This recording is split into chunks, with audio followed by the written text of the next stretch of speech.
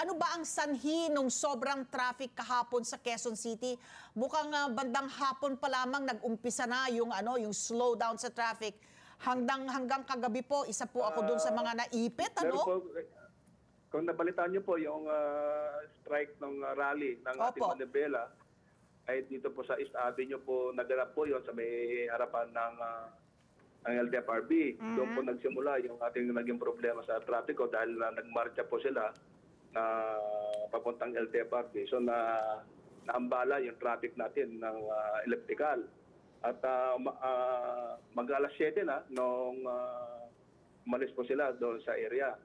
At nagkasabay po yan, yung malakas na ulan, saka yung labasan ng mga pumasok sa opisina, alas 5. So nagpatong-patong po yung problema. Kaya doon po nagkaroon ng ating traffic congestion po kagabi. Oo. So Sir Dexter, yung pagbabaha po dyan sa may Commonwealth, sa may elliptical, isa rin ho ba yan sa mga dahilan kung bakit po nagkaroon po ng matinding traffic rin po dyan?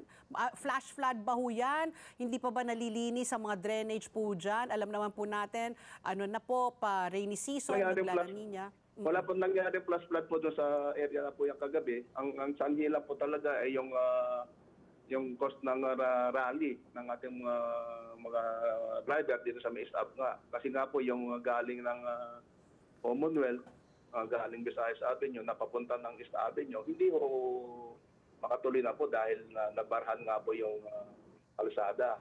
Hanggang anong oras po ba sila, Sir Dexter, sa East Avenue? Po? Hanggang anong oras po sila, Sir Dexter, sa East Avenue? Almost 7 nung na sila umalis po, ma'am. Alas 7 kagabi.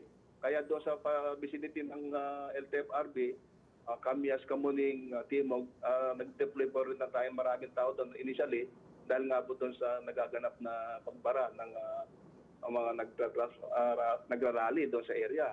So mga 7 na sila umalis. So Sir Dexter, ano po ba ang panuntunan natin? Ano po ang sinasabi ng batas, ng ordinansa ng Quezon City?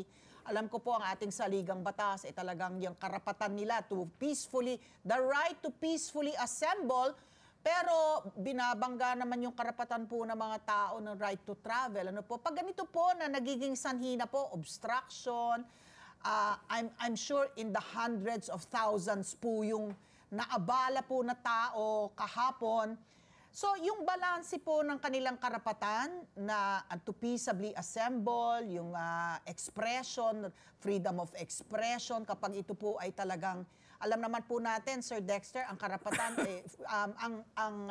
ang freedoms and rights po natin, hindi naman absolute. Kapag meron ka ng tinatapakan na karapatan ng ibang tao, ay hindi na po yun nararapat. So ano po ba ang panuntunan natin kapag pinapayagan po natin ang ganito? I'm not speaking particularly of Manibela, pero kahit ano pong organisasyon na nais pong mag-rally, magprotesta, pero sila po ay nakakaabala na po sa nakararami. Ano po ba ang panuntunan? Yung ano po yun, kasi police matter po yung pag yung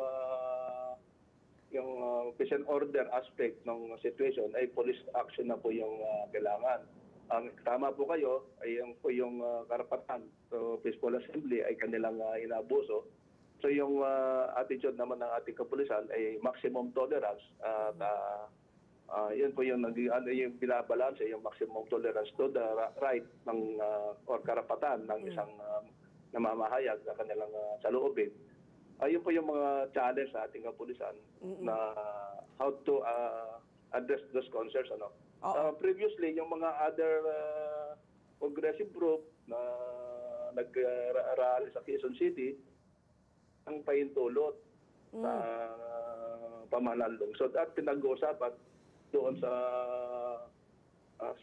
gusto nilang mangyari na pinapayagan naman sila ng syudad na magkaroon ng peaceful assembly provided that they will not mag-cause ng heavy congestion sa area. So napag-uusapan yun doon sa other rallies. Pero ito kasi, itong grupo na to ayaw talaga kumuha ng mga permit na so illegal. So illegal talaga. Illegal. Opo. Gusto talaga nila yung magkaambala. Yun talaga yung target or purpose siguro nila. Kaya nagkakaroon tayo ng problema. Pero other groups po, mahusay na nakipag-usap po sa amin at napagbibigyan ng ating mayor, ating punong lungsod, na magkaroon sila ng peaceful assembly. Okay. Kung ganoon lang po sana yung mga attempt po sila, magkakaroon tayo ng maayos na kanilang gawain na maging maayos po. Okay. Let's get together. Sunday 25.